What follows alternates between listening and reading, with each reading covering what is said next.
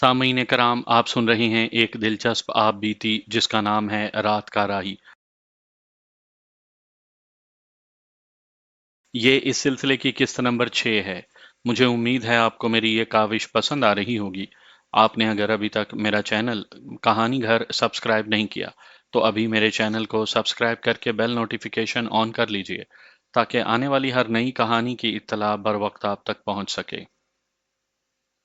मुझ पर भूत प्रेत का कब्जा हो चुका था। मैंने उस कब्जे को इसलिए तस्लीम कर लिया था कि मैंने सुना था कि इंसान पर भूत प्रेत का कब्जा हो जाता है। मैंने गांव में उस पुरस्रार कब्जे में आए हुए इंसान देखे थे और उन्हें उस कब्जे से आज़ाद करवाने वाले पीर फकीर और आमिल भी देखे थे। बाज हकीकतें ऐसी होती हैं जिनकी कोई हकीकत नहीं होती। किसी जमाने में किसी ने अपने वहम को हकीकत कह दिया था। वहम इतना पेचीदा और पुख्ता था कि लोगों ने कुछ ना समझते हुए उसे हकीकत समझ लिया। उनके बाद आने वालों ने उसे अटल हकीकत कहा और हम सब एक ऐसी हकीकत के कब्जे में आ गए जिसकी कोई हकीकत नहीं थी। अपनी वो ख्वाहिशात जो हम पूरी नहीं कर सकते और जो पूरी हो ही नहीं सकती, वो भूत प्रेत बनकर हम पर काबिज हो जाती हैं। ये फलसफा तो मैं आज सुना रहा हूँ, जब मैं उस वक्त से बहुत आगे निकल आया हूँ जब मैं ये फलसफा जानता ही नहीं था। वो वक्त उफ्क पर दूर ही जाते और नजरों से ओझल होते एक काफले की तरह छोटे छोटे स्याह सायों की तरह रेंगता नजर आ रहा है। जैसे मैं उस काफले से बिछड़ गया था और भटकता लड़खड़ाता डगमगाता इस मंजिल पर आ गिरा हूं। कभी ख्याल आता है कि मैं वो नहीं था, या मैं वो नहीं था जिसने अपना दिल और अपना दिमाग औरत के हुस्न और दौलत के तिलिस्म के हवाले कर दिया था। या शायद वो मोहम्मद खान मर गया है और मैंने दूसरा जन्म लिया है। या शायद मैं अपने आप को धोखे और फरेब दे रहा हूँ। मेरी कहानी सुनने वालों को भी तजर्बा हुआ होगा कि किसी से कोई गुनाह सरजद हो जाए या कोई दीदा दानिस्ता चंद लम्हों की लज्जत की खातिर गुनाह कर बैठे तो वो उसके हक में जवाज ढूंढने लगता है। अपने आप को यकीन दिलाने लगता है कि यह गुनाह उसने नहीं किया था। इसे आप ज़मीर का रक्स कहते हैं। मेरा ज़मीर मेरे सामने नंगा नाच रहा था। कश्ती बंगाल की एक नदी में चली जा रही थी। नदी थोड़े थोड़े फासले पर मुड़ती थी। दोनों तरफ घना जंगल था। रात को ये जंगल पहाड़ियों की तरह दिखाई देता था। इस जंगल में धारीदार शेर भी होते हैं, इंस्पेक्टर मंसूर ने कहा। बड़ा खतरनाक जंगल है। इसके अंदर कुछ इलाके में दलदल है और पानी भी जमा रहता है। उसमें मगरमच्छ भी रहते हैं, लेकिन इस जंगल में सबसे ज्यादा खतरा शेरों और मगरमच्छों का नहीं, इंसानों का है। हाँ हाँ, इंसानों का। ये डाकू और राहजन हैं, बहुत बड़ी वारदातें करके इस जंगल में आ जाते हैं।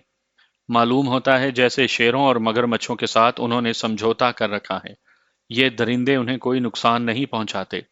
उसने जरा खामोश रहकर कहा, अगर तुम इस जंगल से किसी डाकू को पकड़ लो तो अंग्रेज अफसर तुम्हें फौरन सब इंस्पेक्टर बना देंगे। इंस्पेक्टर मंसूर पहले भी मुझे कह चुका था कि मैं अंग्रेज अफसरों की खुशनुदी हासिल करूं।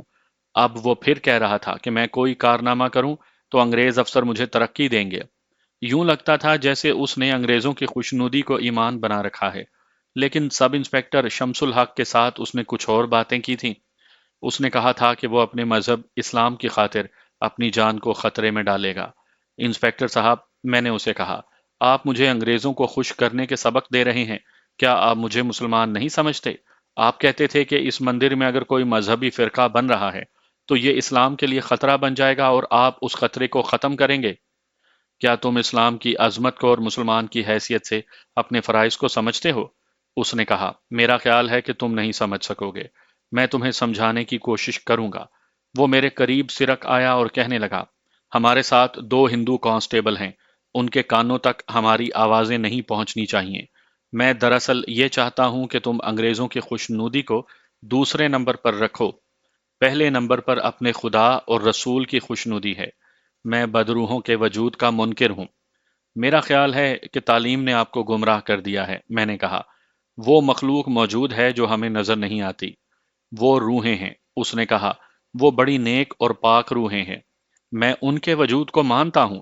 ये रूहें मुझे नजर आती हैं, शायद मुझ पर इनका कब्जा हो गया है। ये कैसी रूहें हैं? ये उनकी रूहें हैं जिनका बंगाल था। इंस्पेक्टर मंसूर ने कहा, तुम थोड़ा बहुत पढ़े हो मोहम्मद खान। میری بات کو سمجھنے کی کوشش کرنا۔ بنگال مسلمان ملک ہے، ڈھاکہ اور چٹاگانگ مسجدوں کے شہر ہیں۔ یہ سارا ملک مسجدوں کا ہے۔ یہاں کے مسلمان تمہارے وطن جہلم سے دور آگے پٹھانوں کے ملک میں اسلام کی خاطر لڑنے گئے تھے، وہ واپس نہیں آئے، وہیں شہید ہو گئے تھے۔ انہیں انگریزوں اور سکھوں نے مل کر چند ایک مسلمان غداروں کی مدد سے شکست دی تھی۔ ان میں سے جو پکڑے گئے تھے انہیں انگریزوں نے قیدی بنا کر درندوں کی طرح چیرا پھاڑا تھا۔ محمد خان، ان روحوں کو اپنی ذات میں سمو لو۔ تم نے سراج الدولہ کا نام نہیں سنا ہوگا۔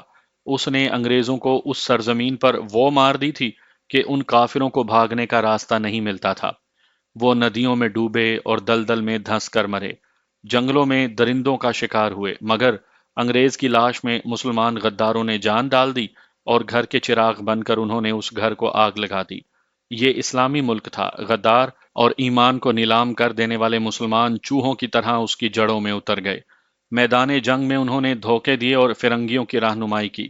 پھر یہ وقت آیا کہ میں جو خطروں سے ٹکرا جانے کی جرت رکھتا ہوں، اور تم جو درختوں کو جڑوں سے اکھاڑ پھینکنے کی طاقت رکھتے ہو، انگریزوں کے غلام ہیں۔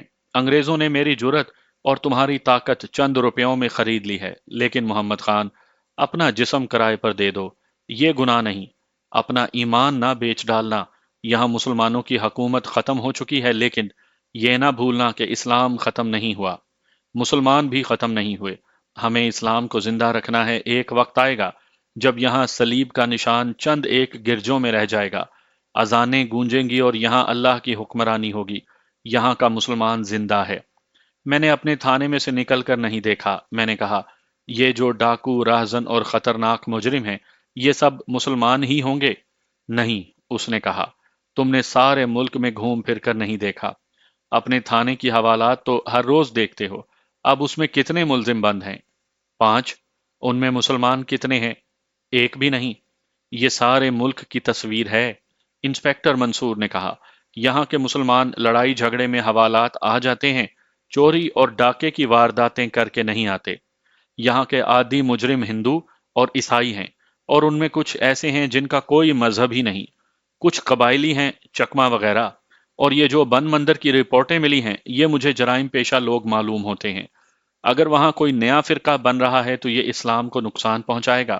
مجھے حکم ملا ہے کہ یہ کوئی مذہبی فرقہ ہوا تو اسے نہ چھیڑنا، لیکن میں انہیں چھوڑوں گا نہیں۔ میرا خیال ہے کہ وہاں نہ کوئی فرقہ ہے، نہ کوئی ڈاکو وغیرہ۔ میں نے کہا، وہاں بدروحیں ہیں اور بھوت پریت۔ تم اپنے پسماندہ ذہن کی باتیں کرتے ہو، انسپیکٹر منصور نے جھنجھلا کر کہا۔ محمد خان، تم طاقتور گھوڑے کی مانند ہو، جس کی پیٹھ پر جو چاہے سوار ہو جائے، وہ اسی کے اشاروں پر چلتا ہے۔ خدا نے تمہیں اتنا طاقتور جسم دیا ہے، اسے خدا کی راہ میں استعمال کرو۔ خدا کی راہ، اسلام کی خاطر۔ ہم مسلمان ہیں، ایمان، مسلمان۔ میں ان الفاظ کے معنی تو جانتا تھا، ان کے اندر جو جذبہ تھا اس سے میں ناآشنا تھا۔ میرے دماغ نے انہیں قبول نہیں کیا۔ اپنے ذہن پر جب انسان اپنی خواہشات کا قبضہ مسلط کر دیتا ہے تو اسے خدا، مذہب اور ایمان اپنی خواہشات اور مرادوں اور اپنے خوابوں کے روپ میں نظر آتے ہیں۔ وہ کسی کی نہیں سنتا۔ میں نے انسپیکٹر منصور کی باتیں سنی تو تھیں، مگر ایسے جیسے وہ بول رہا تھا اور اس کی آواز میری کانوں میں پڑ رہی تھی۔ مجھے ندی کی آواز زیادہ اچھی لگ رہی تھی۔ رات کے سکوت میں ندی کا پانی کشتی سے ٹکرا کر بڑی پیاری آواز پیدا کرتا تھا۔ پھر میں نے سوچنا شروع کر دیا کہ بن مندر کے قریب پہنچ کر میں کیا کروں گا۔ میں اس ترکیب کی عملی صورت سوچنے لگا جو ہیڈ کانسٹیبل احمد علی نے مجھے بتائی۔ انسپیکٹر منصور بول رہا تھا اور میں سن رہا تھا۔ اگلا موڑ مڑ کر کشتی کو دائیں طرف کنارے کے ساتھ کر لینا، انسپیکٹر منصور نے کانسٹیبلوں سے کہا، اور اس نے ٹارچ اپنے ہاتھ میں لے کر مجھے کہا، تم بھی ٹارچ نکال لو، لیکن خیال رکھنا کہ ویسے ہی ٹارچ نہ جلانا۔ ہمیں اپنے آپ کو اندھیرے میں رکھنا ہے۔ ٹارچ انتہائی ضرورت کے وقت جلانی ہے۔ جب کشتی اگلا موڑ مڑ کر کنارے کے ساتھ ساتھ جانے لگی تو کنارے کے جنگل میں ایسی آہٹ سنائی دی جیسے کوئی دوڑ کر آگے آیا، رکا اور دوڑ کر ادھر ادھر ہو گیا۔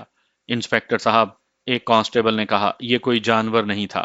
میں ادھر ہی دیکھ رہا تھا، اندھیرے میں بھی صاف لگتا تھا کہ آدمی ہے۔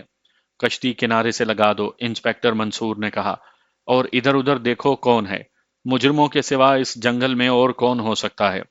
कश्ती किनारे लगी तो हम सब कूद कर उतरे। कांस्टेबलों ने रस्सा एक दरख्त के साथ बांध दिया। हम सब बिखर कर इधर उधर झाड़ियों और दरख्तों के पीछे देखने लगे। इंस्पेक्टर मंसूर ने कहा कि आ जाओ, ज्यादा आगे ना जाओ। हम सब इकट्ठे चल पड़े। मैं और इंस्पेक्टर मंसूर आगे थे और चारों कांस्टेबल हमारे पीछे पीछे आ रहे थे। दाएं तरफ अचानक कदमों की आहट सुनाई दी। मैंने और इंस्पेक्टर मंसूर ने बैक वक्त टार्च रोशन की। 25-30 कदम दूर कोई दौड़ता हुआ नजर आया। कहा जा सकता था कि कोई आदमी है, लेकिन पूरे यकीन के साथ नहीं। उस जमाने में टॉर्चें एक एक फुट लंबी हुआ करती थीं। उनकी रोशनी खासी दूर तक जाती थी। ये टॉर्चें हथियार के तौर पर भी इस्तेमाल हो सकती थीं। अगर वो आदमी था तो उसने तहबंद बांध रखा था, कमीज नहीं थी।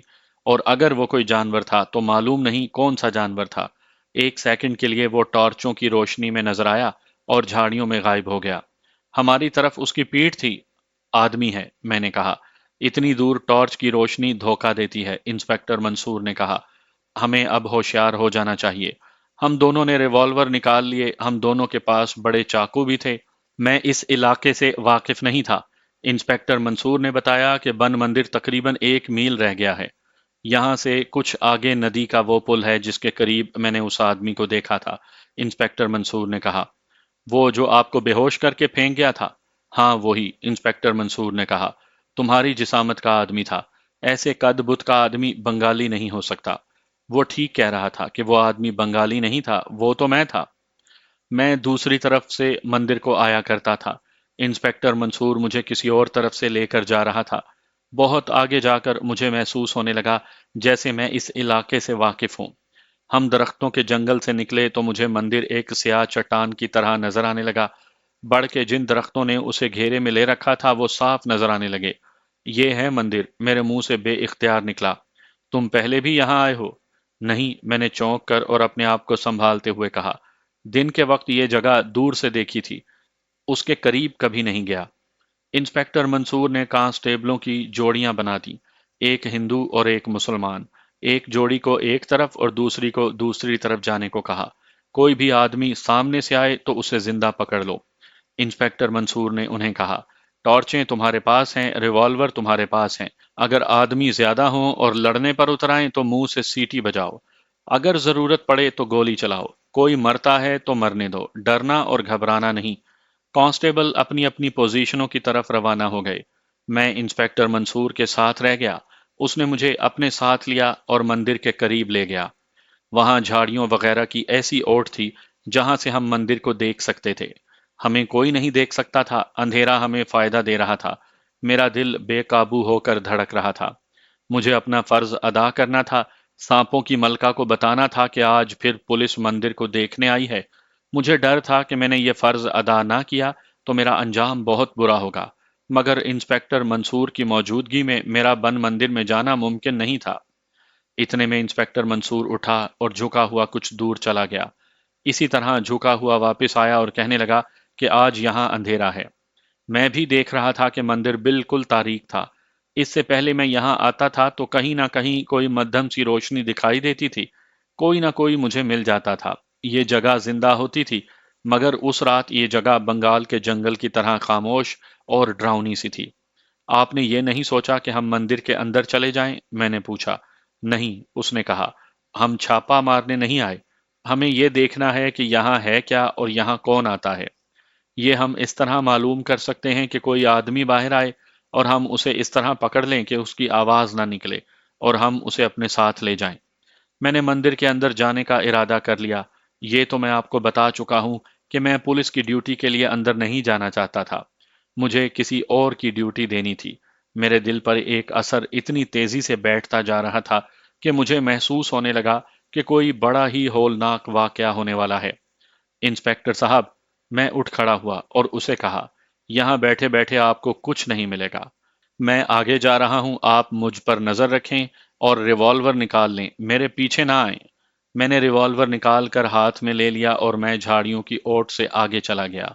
बेवकूफ ना बनो मोहम्मद खान, इंस्पेक्टर मंसूर ने कहा। इतनी दलेरी ना दिखाओ, सारा काम चौपट हो जाएगा, वापस आओ। आप इतना ना डरें इंस्पेक्टर साहब, मैंने कहा। यहाँ कुछ होता तो इस वक्त तक सामने आ चुका होता। आप यहीं रहें, मेरा इंतजार करें।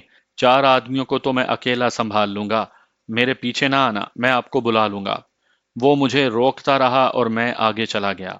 मंदिर के दरवाजे से मैं वाकिफ था। इंस्पेक्टर मंसूर ने मुझे बेवकूफ कहा था, लेकिन मैं उसे बेवकूफ बना रहा था। मैं बहुत तेज चलता और इधर उधर देखता मंदिर के दरवाजे में जा रुका। मेरे पीछे टॉर्च जली, ये इंस्पेक्टर मंसूर की टॉर्च थी। मैं अंदर चला गया। अंदर भी रोशनी नहीं थी। मैंने टॉर्च की रोशनी की मदद ली। वहां कोई कीड़ा मकोड़ा भी नहीं था। मेरे दिल पर खौफ की गिरफ्त और ज्यादा हो गई। मैंने धीमी आवाज में कहा, कहाँ हो? मैं आया हूं। मेरी अपनी आवाज ने मुझे जवाब दिया, कहाँ हो? मैं आया हूं। फिर अपनी सी आवाज की दबी दबी गूंज सुनाई दी। मैं और ज्यादा डरने लगा। सांपों की मलिका, मैंने एक अंदरूनी दरवाजे में खड़े होकर कहा, मैं आया हूं। अब मेरी आवाज पहले से ज्यादा ऊंची मुझे सुनाई दी। सांपों की मलिका, मैं आया हूं। वो कमरा जिसके दरवाजे में मैं खड़ा था बहुत कुशादा था और मखरूती गुंबद उसी पर बना हुआ था। मुझे अपनी आवाज 3 बार सुनाई दी। मैंने वापसी का इरादा कर लिया। नेक नियति से आए हो तो वहीं खड़े रहो। एक ऐसी आवाज सुनाई दी जो किसी ज़ईफ बूढ़े की मालूम होती थी। फिर उस आवाज की बड़ी साफ गूंज सुनाई देने लगी। तुम मेरी नीयत से वाकिफ हो, मैंने कहा। अपना वादा और अपना फर्ज पूरा करने आया हूं। हम तमाम जिंदा इंसानों की नीयतें जानते हैं, बूढ़ी आवाज ने कहा। हम सब के दिलों के हाल जानते हैं। तुम महफूज रहोगे। तुम्हारे 5 साथी जो तुम्हारे साथ कश्ती पर आए हैं, दिल में खौफ लेकर यहां से भागेंगे।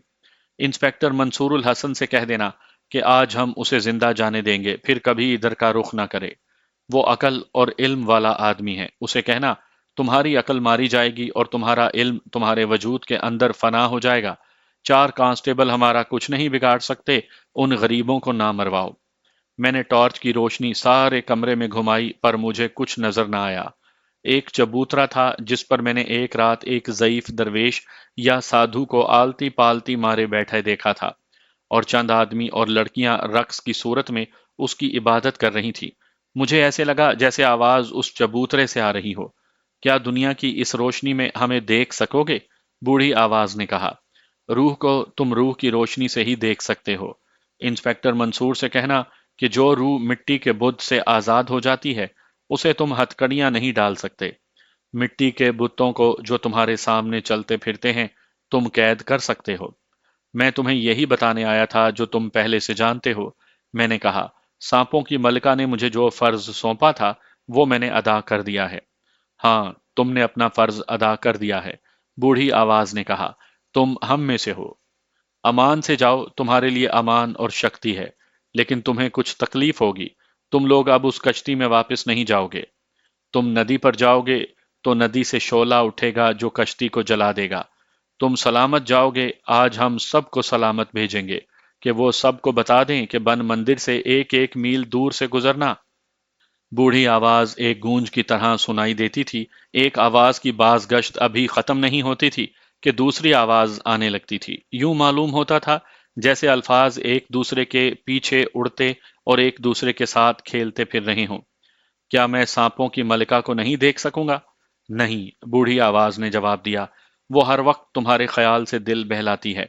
आज रात तुम उसे नहीं देख सकोगे। वो गुस्से में है। उसके होंठों पर आज मुस्कुराहटें नहीं, इसलिए वो तुम्हारे सामने नहीं आएगी। वो जो 600 साल से तुम्हारा इंतजार कर रही है, वो तुम्हें जरूर मिलेगी। वो तुम्हारी है, तुम उसके हो, तुम्हें आखिर यहीं आना है। अब चले जाओ और बाहर जाकर देखो क्या होता है।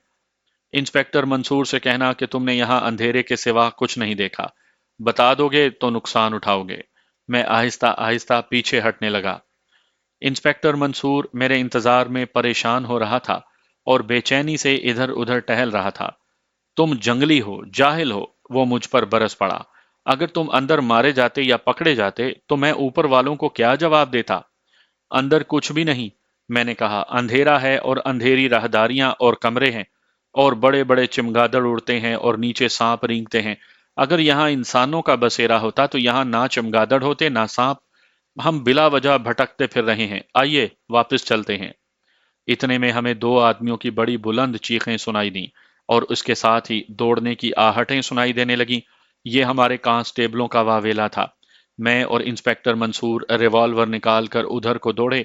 2 कांस्टेबल सरपट नदी की तरफ दौड़े जा रहे थे اور चिल्ला रहे थे, भाग आओ, भूत प्रेत है। और वो चीखते चिल्लाते जंगल में गायब हो गए। मैंने उधर जाकर टॉर्च की रोशनी इधर उधर फेंकी। रोशनी एक जगह रुक गई, मेरा सांस रुक गया। इंस्पेक्टर मंसूर के मुंह से बेइख्तियार निकला, ओह मेरे खुदा। हमसे 15-16 कदम दूर एक औरत खड़ी थी। कभी तो वो बिल्कुल उरियां लगती, कभी हवा के तेज झोंके से पता चलता था कि उसने बहुत ही बारीक रेशमी कपड़ा साड़ी की तरह लपेट रखा है। कपड़ा हिलता था तो भी उसमें से उसका जिस्म नजर आता था। उसके सर पर, कंधों पर और बाजुओं पर मालूम नहीं कितने सांप रेंग रहे थे। यूं लगता था जैसे उसके सर के बाल नहीं, सांप हैं। औरत की आंखें बंद थीं और वो जरा ऊंची जगह पर खड़ी थी। मैंने कलमा शरीफ पढ़ना शुरू कर दिया। इंस्पेक्टर मंसूर खामोश था, उसके दाएं हाथ में रिवॉल्वर था। अचानक एक तरफ से कई आवाजें ऐसी आईं जैसे बकरियां मिमिया रही हों। भागते कदमों की आहट सुनाई दी। 3-4 स्याह काले इंसानी जिस्म नजर आए, जिनके चेहरे डरावने और दांत लंबे लंबे थे। वो दाएं तरफ झाड़ से निकले और हमारे साथ लगते दूसरी तरफ गायब हो गए। ओह मेरा रिवॉल्वर। मुझे इंस्पेक्टर मंसूर की घबराई हुई आवाज सुनाई दी। वो मेरा रिवॉल्वर ले गए हैं। हम दोनों ने डर कर टॉर्चें बुझा दी। हमें परिंदों के परों जैसी फड़फड़ाहट सुनाई दी। कोई परिंदा मेरे सीने पर आन लगा। इंस्पेक्टर मंसूर ने घबरा कर कहा, यह क्या है? एक परिंदा उसके मुंह पर लगा और वो बोला, चलो मोहम्मद खान। हम दोनों पीछे और दाएं बाएं देखते वहां से तेज तेज चल पड़े। मैं जानता था कि ये बदरूहें हैं और उन्होंने मुझे अपनी दुनिया में कबूल कर लिया है। फिर भी मेरा दिल इतनी जोर से धड़क रहा था जैसे ये मेरे कदमों की आवाज हो। इंस्पेक्टर मंसूर बिल्कुल खामोश था। मैं खुद उसके साथ बात करने से घबरा रहा था। हमारे पीछे उसी तरह की चीखनुमा आवाजें थीं जैसे बकरियां मुसलसल मिमियाए चली जा रही हों, मगर हमारा ताकुब नहीं हो रहा था। हम अपनी कश्ती की तरफ जा रहे थे जो तकरीबन 1 मील दूर थी। उधर से हमें अपने कांस्टेबलों का शोर गुल सुनाई दिया। मालूम नहीं वो क्या कह रहे थे। मुझे दूर दरख्तों में से एक बहुत बड़ा शोला गुजरता नजर आने लगा। उसके ऊपर फिजा लाल थी। हम और तेज चल पड़े, फिर दौड़े भी और नदी तक पहुंचे। नदी में दूर एक शोला तैरता जा रहा था और हमारे 4 कांस्टेबल इस कदर खौफ के मारे हुए थे कि एक दरख्त के नीचे एक दूसरे के साथ चिपके बैठे थे। कश्ती वहां नहीं थी, वो जलती हुई बहे जा रही थी। कांस्टेबलों के मुंह से बात नहीं निकलती थी। इंस्पेक्टर मंसूर ने उन्हें गालियां देनी शुरू कर दी। हिंदू कांस्टेबलों की हालत तो बहुत ही बुरी थी। मुसलमान कांस्टेबल कुछ न कुछ पढ़ रहे थे। बड़ी मुश्किल से उन्होंने बताया कि उन पर क्या गुजरी है। पहले जिन 2 कांस्टेबलों की चीखें सुनाई दी थी, उन्हें शक हुआ था कि अंधेरे में कोई उनकी तरफ आ रहा है। एक कांस्टेबल ने टॉर्च रोशन की तो एक इंसानी जिस्म उनकी तरफ आ रहा था, जो बिल्कुल स्याह था। उसके सर पर सफेद सींग और उसके मुंह के दोनों कोनों में 2 लंबे लंबे सफेद दांत थे, जो बंद होंठों से भी बाहर आए हुए थे। सबसे पहले हिंदू कांस्टेबल चीखा और उठ दौड़ा। मुसलमान कांस्टेबल ने जरा हौसला कायम रखा। उसने टॉर्च जलाई तो वहां एक के बजाय ऐसी 2 चीजें खड़ी थीं। मुसलमान ने कुछ पढ़ा और वहां से चलने लगा। ये चीजें खामोश थीं। कांस्टेबल के कान पर पीछे से किसी ने बड़ी जोर से थप्पड़ मारा और उसने मगर घूम कर ना देखा। वो भूत प्रेत, भागो, भूत प्रेत का विर्द करता हुआ दौड़ पड़ा। दूसरे 2 कांस्टेबल उनसे दूर थे। उन पर उन 2 कांस्टेबलों का शोर गुल का इतना बुरा असर हुआ कि वो भी चीखते चिल्लाते भाग उठे। वो बता ना सके कि उन्हें क्या नजर आया है। वो कहते थे कि कुछ ना कुछ जरूर था। ये चारों नदी की तरफ गए, अभी दूर ही थे कि एक शोला उठा। वो एक दूसरे के साथ चिपक गए। चारों खौफ से कांप रहे थे। शोला दरख्तों की बुलंदी से ऊपर जा रहा था और फिर शोला चल पड़ा। उनमें से किसी ने कहा कि कश्ती जल रही है। चारों नदी की तरफ दौड़े। अब उन्हें अच्छी तरह नजर आया कि कश्ती जलती हुई तैरती जा रही थी। कश्ती का एक बादबान था जो लिपटा हुआ था। आग तो सारी कश्ती को लगी हुई थी, लेकिन बादबान का शोला ज्यादा ऊंचा था। जलती हुई कश्ती दूर निकल गई थी। मैंने जलते हुए बादबान का मस्तूल गिरते देखा और फिर कश्ती मुड़ गई, क्योंकि वहां से नदी मुड़ती थी। तारीक और नमनाक फिजा में शोले की रोशनी आगे ही आगे जाती नजर आती रही। ऐसे लगता था जैसे उफ्क पर आसमान रोशन हो रहा हो।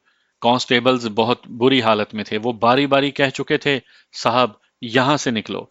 इंस्पेक्टर साहब, मैंने कहा, अब आपको कोई शक नहीं होना चाहिए। बको मत।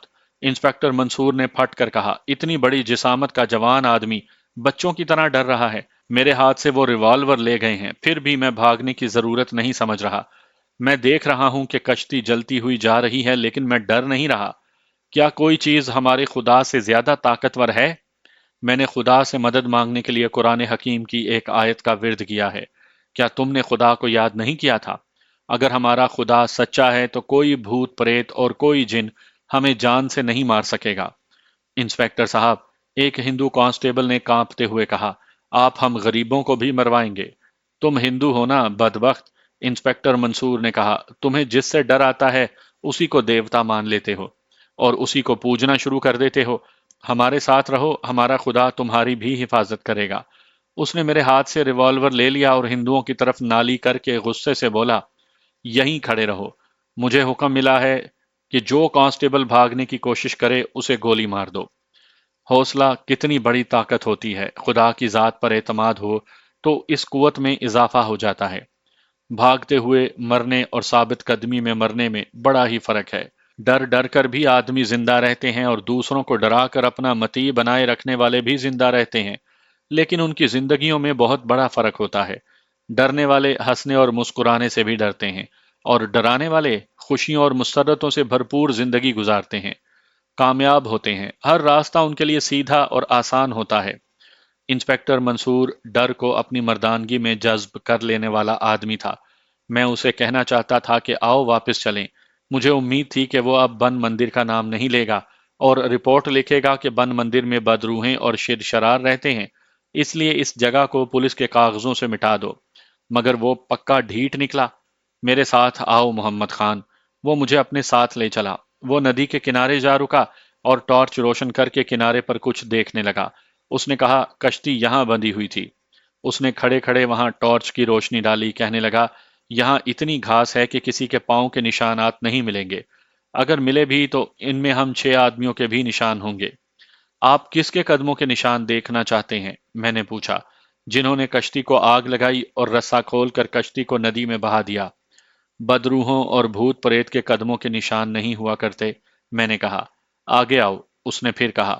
وہ اس درخت کے پاس جا رکا جس کے ساتھ ہمارے کانسٹیبلوں نے کشتی کا رسا باندھا تھا۔ اس نے گھٹنے اور ہاتھ زمین پر رکھ کر ناک زمین کے ساتھ لگا دی۔ وہ بو گیر کتے کی طرح زمین کو سونگھتا ہاتھوں اور گھٹنوں کے بل ادھر ادھر چلنے لگا۔ اس نے درخت کو اس جگہ سے سونگھا جہاں رسا بندھا ہوا تھا۔ فوراً وہ اٹھ کھڑا ہوا۔ ادھر آؤ، اس نے مجھے وہاں بلا کر کہا۔ اس درخت کو وہاں سے سونگھو جہاں رسا بندھا ہوا تھا، پھر ندی کے کنارے پر ناک رکھو۔ مجھے اس کی طرح ہاتھوں اور گھٹنوں کے بل نہیں ہونا پڑا۔ میں اس پوزیشن میں ہونے کے لیے جھکا اور وہیں سے میں سیدھا ہو گیا۔ مٹی کے تیل کی بو ہے، میں نے کہا۔ کیا تمہاری بدروحیں اور جنات مٹی کے تیل سے چیزیں جلایا کرتے ہیں؟ انسپیکٹر منصور نے کہا۔ ہماری کشتی کو کسی بدروح نے یا کسی جن بھوت نے آگ نہیں لگائی، اس پر مٹی کا تیل ڈال کر آگ لگائی گئی ہے۔ محمد خان، تم اے ایس آئی ہو، پولیس آفیسر ہو، یہاں جو کچھ بھی ہے اسے پولیس آفیسر کی نظر سے دیکھو۔ انسپیکٹر صاحب، میں نے کہا، اگر آپ مجھے حکم دیں گے کہ ہم نے وہ جو سانپوں والی عورت دیکھی تھی اور وہ انسان نما مخلوق جو آپ کے ہاتھوں سے ریوالور چھین کر لے گئی، میں ان پر جا کر حملہ کروں تو میں اپنی جان کو یقینی موت کے خطرے میں ڈال کر آپ کا حکم مانوں گا۔ آپ کا ساتھ نہیں چھوڑوں گا۔ اگر آپ مجھے یہ کہیں کہ یہ مخلوق شر شرار نہیں تو میں نہیں مانوں گا۔ پھر مٹی کے تیل کی بو کہاں سے آ گئی؟ آپ کے پاس ایسا کوئی ثبوت نہیں کہ جس تیل کی یہ بو ہے اسی سے ہماری کشتی جلائی گئی ہے؟ میں نے کہا، یہ اتفاق بھی ہو سکتا ہے کہ یہاں کل پرسوں کوئی کشتی رکی ہو اور اس میں سے تیل اتارا اور یہاں رکھا گیا ہو۔ کیا تم یہ چاہتے ہو کہ ہم یہاں سے بھاگ چلیں؟ آپ میرے آفیسر ہیں، میں نے کہا۔ میں آپ کے حکم کا پابند ہوں۔ میرا مشورہ یہ ہے کہ ہم واپس چلے چلیں اور آپ اپنے ایس پی کو یہی رپورٹ دیں جو ہم نے دیکھا ہے۔ میں صرف اپنے ایس پی کا پابند نہیں، انسپیکٹر منصور نے کہا۔ میں تمہیں بتا چکا ہوں کہ میں اپنے ایمان کا، اپنے مذہب کا پابند ہوں۔ تم ٹھیک کہتے ہو، ہمیں ابھی واپس چلنا چاہیے۔ مجھے بہت کچھ سوچنا ہے۔ آپ کی چوکی تک ہم کشتی کے بغیر کیسے پہنچیں گے؟ تمہارے تھانے میں چلے چلتے ہیں، اس نے کہا، وہاں تک راستہ صاف ہے۔ ہم چل پڑے۔ آگے وہ پل تھا جس سے میں پہلے کئی بار گزر کر بن مندر میں جا چکا تھا۔ کشتی بہت دور نکل گئی تھی، شاید جل کر ٹوٹ چکی تھی۔ تم نے مندر کے اندر کیا دیکھا تھا؟ اس نے پوچھا اور کہنے لگا، دیکھو محمد خان، میں تم سے امید رکھوں گا کہ تم سچ بولو گے۔ مجھے شک ہو رہا ہے کہ تم مجھ سے کچھ چھپا رہے ہو۔ وہ میرا افسر تھا اور عمر میں بھی مجھ سے بڑا تھا۔ وہ عالم فاضل بھی معلوم ہوتا تھا، اس لیے میں اس کا احترام کرتا تھا۔ وہ ٹھیک کہہ رہا تھا کہ میں اس سے کچھ چھپا رہا تھا۔ میں اپنا راز کسی قیمت پر اسے نہیں دے سکتا تھا۔ میرے لیے جھوٹ بولنا لازمی تھا۔ اسے میں اپنا فرض سمجھتا تھا کہ اسے ڈراؤں اور گمراہ کروں تاکہ وہ مندر کا خیال ذہن سے اتار دے۔ وہ اپنی مہم اور مقصد کے ساتھ مخلص اور دیانتدار تھا۔ میں اسے دھوکہ دے رہا تھا۔ میں آپ سے کچھ بھی نہیں چھپا رہا، میں نے کہا۔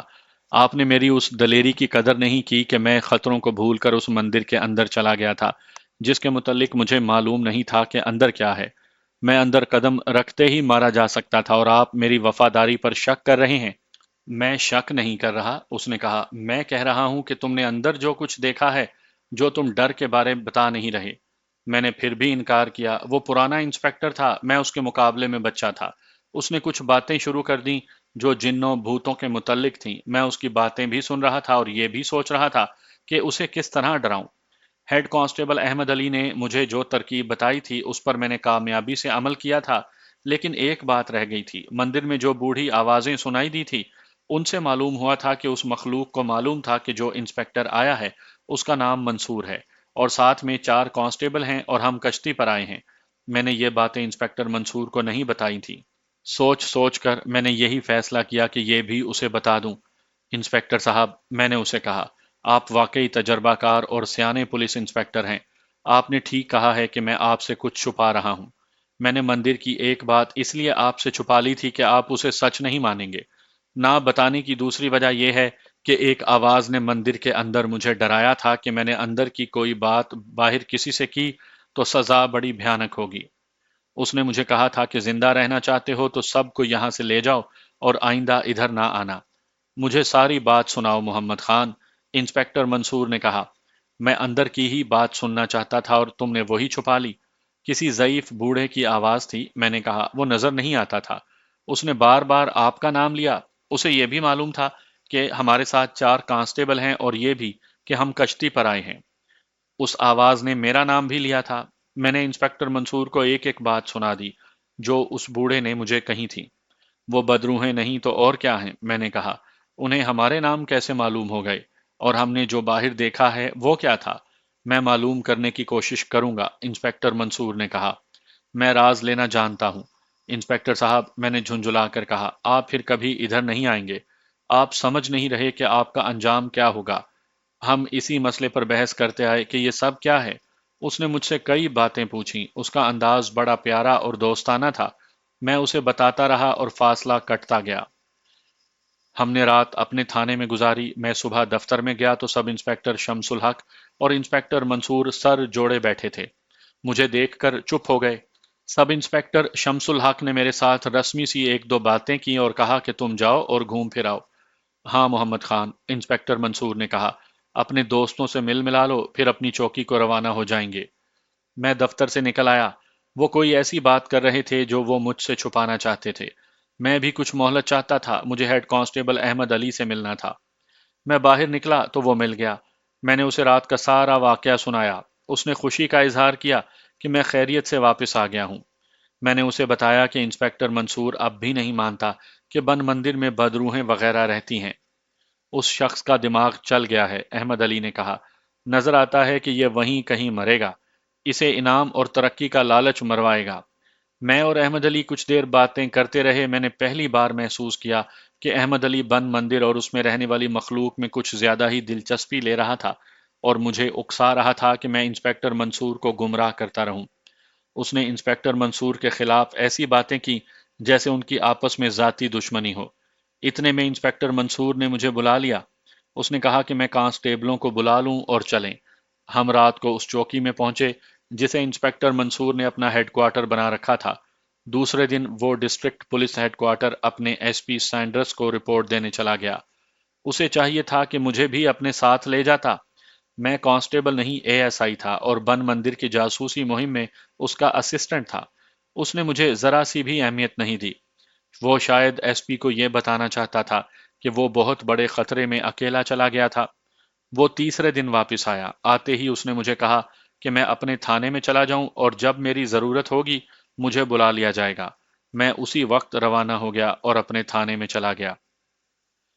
2-3 دنوں کے بعد انسپیکٹر منصور ہمارے تھانے میں آیا۔ اس کے ساتھ ایک مسلمان سب انسپیکٹر شیر علی تھا۔ وہ پنجاب کا رہنے والا تھا۔ انہوں نے مجھے الگ بٹھا لیا۔ محمد خان، انسپیکٹر منصور نے مجھے کہا، بن مندر سے اس رات واپس آتے میری اور تمہاری بہت سی باتیں ہوئی تھیں۔ تم نے کچھ ایسی باتیں کی تھی جن سے مجھے شک ہوتا تھا کہ تم اس مندر میں پہلے بھی جا چکے ہو اور تم جانتے ہو کہ وہاں کیا ہے۔ ہم تحقیقات کے لیے آئے ہیں۔ تحقیقات کا حکم ڈسٹرکٹ ہیڈ کوارٹر نے دیا ہے۔ اب میں تمہارے ساتھ بحث نہیں کروں گا۔ اب تم جو کہو گے سوچ سمجھ کر کہنا۔ اگر تمہارا رابطہ ان لوگوں کے ساتھ ہے جو بن مندر میں رہتے ہیں یا اس مندر کو استعمال کرتے ہیں تو ہمیں بتا دو یا انہیں پکڑوا دو۔ تمہیں انعام بھی ملے گا اور یہ تحقیقات بھی روک دی جائے گی۔ میں نے قسمیں کھائیں کہ میں بن مندر میں کبھی نہیں گیا، نہ مجھ میں اتنی جرت ہے کہ بھوت پریت اور جنوں چڑیلوں کے ساتھ رابطہ رکھوں۔ محمد خان، سب انسپیکٹر شیر علی نے کہا، کسی ملزم کو تم گرفتار کرو گے اور وہ قسمیں کھائے گا کہ اس نے یہ جرم نہیں کیا تو تم اسے چھوڑ دو گے؟ کیا میں ملزم ہوں؟ میں نے کہا، مجھے میرا جرم تو بتا دیں۔ وہ میں بتا چکا ہوں، انسپیکٹر منصور نے کہا۔ کشتی پر تیل ڈال کر آگ لگائی گئی تھی۔ یہ کام شر شرار کا نہیں ہو سکتا۔ کانسٹیبل ڈر کر چیخنے چلانے لگے تھے۔ میں خود ڈر گیا تھا۔ میں نے بہت دیر بعد اپنے آپ پر قابو پایا اور اپنے آپ کو حوصلہ دیا تھا، مگر تم بالکل پرسکون رہے۔ تم ذرا سا بھی نہیں ڈرے۔ تم طاقتور ہو سکتے ہو، اتنا دلیر اور بے خوف نہیں ہو سکتے کہ جس جگہ کے متعلق خود کہو کہ وہاں بدروہیں اور بھوت پریت ہیں، وہاں اس طرح اندر چلے جاؤ جیسے یہ تمہارا اپنا گھر ہو۔ تم اندر کے راستوں سے بھی واقف ہو اور تم نے اندر کی باتیں جو بہت دیر بعد بتائیں۔ پہلے تم نے کہا تھا کہ تم نے مندر کے اندر اندھیرے کے سوا کچھ نہیں دیکھا۔ 3 گھنٹے بعد تم نے مجھے ایک بوڑھی آواز کا قصہ سنا دیا۔ میں نے آپ کو اس کی وجہ بتا دی تھی، میں نے کہا۔ اور وہ آدمی جسے میں نے ایک رات اس مندر کی طرف سے آتے دیکھا تھا، انسپیکٹر منصور نے کہا، اور اسے میں نے روکا تھا اور اس نے مجھے گھونسا مار کر میرا ریوالور اڑا لیا اور غائب ہو گیا تھا، وہ تم تھے۔ میں نے تڑپ کر کہا، یہ جھوٹا الزام ہے۔ میرا اس علاقے میں کیا کام تھا؟ میں تمہاری طرح نا تجربہ کار نہیں ہوں محمد خان، انسپیکٹر منصور نے کہا۔ میں ایک زمانے سے اسپیشل برانچ میں ہوں۔ میرا واسطہ بنگالی ہندوؤں سے رہا ہے۔ ساری دنیا میں اگر کوئی سب سے زیادہ چالاک اور عیار انسان ہے تو وہ بنگالی ہندو ہے۔ میں نے ہندو نوسر بازوں کو انگلیوں پر نچایا ہے۔ تم تو پنجاب کے دیہاتی ہو۔ وہ آدمی جس نے مجھے گھونسا مار کر بے ہوش کیا تھا، وہ ہر وقت میری آنکھوں کے سامنے رہتا ہے۔ اندھیرے میں اس کا چہرہ پہچانا نہیں جا سکا، لیکن قد بت اور جسامت میرے ذہن میں نقش ہے۔ اب تم میرے سامنے بن مندر تک اسی قسم کی تاریک رات میں گئے تو میں نے تمہیں بڑے غور سے دیکھا۔ تم محسوس نہ کر سکے کہ میں تمہیں ایک سراغ رساں کی نظروں سے دیکھتا رہا۔ میں نے تمہاری چال دیکھی، انداز دیکھا، میں نے تمہیں ہر زاویے سے دیکھا، اور میرے دماغ نے کہا کہ یہ تھا وہی شخص۔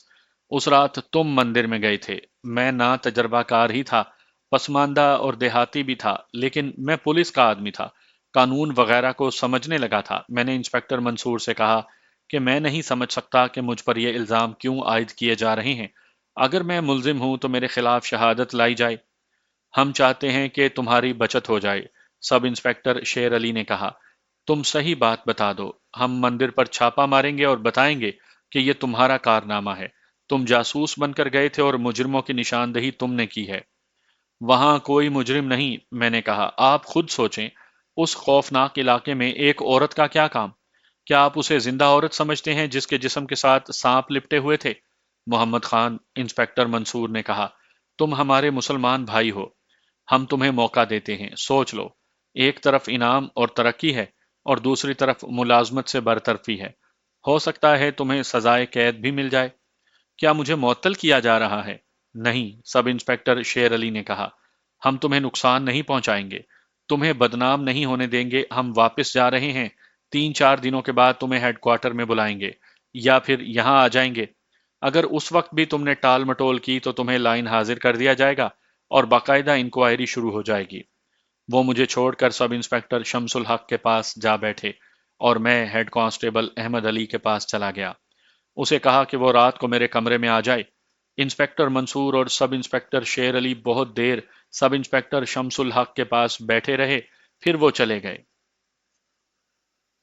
تمہارے خلاف طوفان اٹھ رہا ہے۔ رات کو ہیڈ کانسٹیبل احمد علی میرے کمرے میں بیٹھا مجھے کہہ رہا تھا۔ میں نے سب انسپکٹر شمس الحق سے پوچھا ہے کہ یہ کیا ہو رہا ہے۔ اسے انسپکٹر منصور ساری بات بتا گیا ہے۔ تم نے اپنی سادگی میں انسپکٹر منصور کے ساتھ ایسی باتیں کی جن سے اسے شک ہو گیا ہے کہ تمہارا بن مندر کے ساتھ کوئی تعلق ہے۔ اسے یہ شک بھی ہو گیا ہے کہ وہ تم ہی تھے جسے اس نے ایک رات مندر کی طرف سے آتے دیکھا تھا۔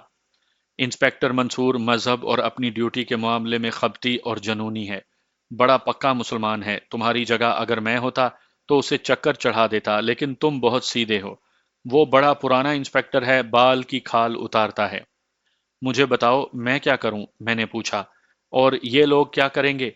تمہارے خلاف محکمانہ کارروائی ہو رہی ہے، ہیڈ کانسٹیبل احمد علی نے کہا۔ وہ تمہیں سوچنے اور اقبال جرم کرنے کا موقع دے گئے ہیں۔ تمہارے سامنے اب ایک ہی راستہ ہے کہ بھاگ جاؤ اور سیدھے مندر میں جاؤ۔ تمہیں ایک نہ ایک دن وہیں جانا تھا۔ میں بہت دنوں سے دیکھ رہا ہوں کہ تمہاری روح پہلے ہی وہاں پہنچی ہوئی ہے۔ تمہارا جسم رہ گیا ہے۔ اسے سزا سے بچاؤ اور اسے وہیں لے جاؤ جہاں اس کی روح چلی گئی ہے۔ یہ لوگ میرے تعاقب میں سیدھے مندر پہنچیں گے، میں نے کہا۔ اگر وہاں کی روحوں نے میری مدد نہ کی تو میں کیا کروں گا؟ اگر تم میرے مشورے پر عمل کرنا چاہو تو ایسا راستہ دکھاؤں گا کہ تمہاری تلاش میں ادھر کوئی نہیں جائے گا جدھر تم جاؤ گے۔ اس نے کہا، میں تمہارے ہاتھ سے ایک رکا سب انسپکٹر شمس الحق کے نام پر لکھواؤں گا۔ باقی ڈرامہ تمہارے پیچھے میں کھیلوں گا۔ اس نے مجھے تفصیل سے بتایا کہ مجھے کیا کرنا ہے اور وہ کیا کرے گا۔ اس نے میرے ہاتھ سے سب انسپکٹر شمس الحق کے نام یہ تحریر لکھوائی کہ میں نے پوری دیانتداری سے انسپکٹر منصور کا ساتھ دیا۔ میں نے اپنی جان کو خطرے میں ڈالا اور مندر کے اندر چلا گیا۔ حالانکہ انسپکٹر منصور نے مجھے روکا تھا کیونکہ اسے احساس تھا کہ میں اپنی بے خوفی کا مظاہرہ کرتے ہوئے یقینی موت کے خطرے میں جا رہا ہوں۔ میں نے کسی بھی جگہ کوتاہی نہیں کی۔ اس کے باوجود انسپکٹر منصور نے مجھ پر الزام عائد کیے ہیں جن سے اس کی بے ایمانی ظاہر ہوتی ہے۔ وہ نہیں چاہتا کہ ایک نیا اور ناتجربہ کار ASI کوئی غیر معمولی کارنامہ کر کے انعام اور ترقی حاصل کرے۔ وہ خود اتنا بزدل اور نااہل ہے کہ ایک رات گشت پر کسی نے اسے ریوالور اور گولیاں چھین لیں، اور اب وہ میرے ساتھ گیا تو بھی وہ اپنا ریوالور اور کہیں پھینک آیا۔ اگر اس میں ذرا سی بھی دلیری ہوتی تو اپنا ہتھیار ہاتھ سے نہ جانے دیتا۔ اس نے اپنی بزدلی پر پردہ ڈالنے کے لیے مجھے ملزم بنا دیا۔ میں ان الزامات کی صفائی میں کچھ بھی نہیں کہوں گا، کیونکہ میں نے دیکھ لیا ہے کہ انگریز بادشاہ کی حکومت میں انسپکٹر منصور جیسے بزدل اور نالائق انسپکٹر من مانی کر رہے ہیں۔ میں ایسی سروس میں اپنی زندگی برباد نہیں کرنا چاہتا۔ میری اس تحریر کو استعفیٰ سمجھیں یا جو جی میں آئے سمجھیں۔ اگر پولیس آفیسر استعفیٰ نہیں دے سکتا یا استعفے کی منظوری تک اسے سروس میں رہنا ہوتا ہے تو مجھے بھگوڑا قرار دے دیں۔ میں اپنے وطن جا رہا ہوں۔ میں آپ کے ساتھ یہ نیکی کرتا ہوں کہ خبردار رہیں۔ بن مندر کو بھول جائیں۔ میں اندر جا کر دیکھ آیا ہوں، باہر بھی دیکھا ہے، انسپکٹر منصور نے بھی دیکھا ہے۔ وہ جگہ آسیبی ہے۔ کسی انسان کی جرت نہیں ہو سکتی کہ مندر کو اڈا بنائے۔ وہاں موت کے سوا کچھ نہیں۔ ہیڈ کانسٹیبل احمد علی عبداللہ بولتا گیا اور میں لکھتا گیا۔ میں آپ کو ایک بات بتا دوں کہ میں نے یہ الفاظ جو آپ کو آج سنائے ہیں، یہ الفاظ آپ کو اچھے لگیں گے، لیکن وہ تحریر جو احمد علی نے مجھ سے لکھوائی تھی، وہ زبان کچھ پولیس کی تھی، کچھ احمد علی کی آسامی اردو اور کچھ میری اپنی تھی۔ اس کا مطلب یہی تھا جو میں نے آج برسوں بعد صاف زبان میں بتا دیا ہے۔ اب تم آج ہی رات اپنا ریوالور یہیں چھوڑ کر یہاں سے چلے جاؤ گے۔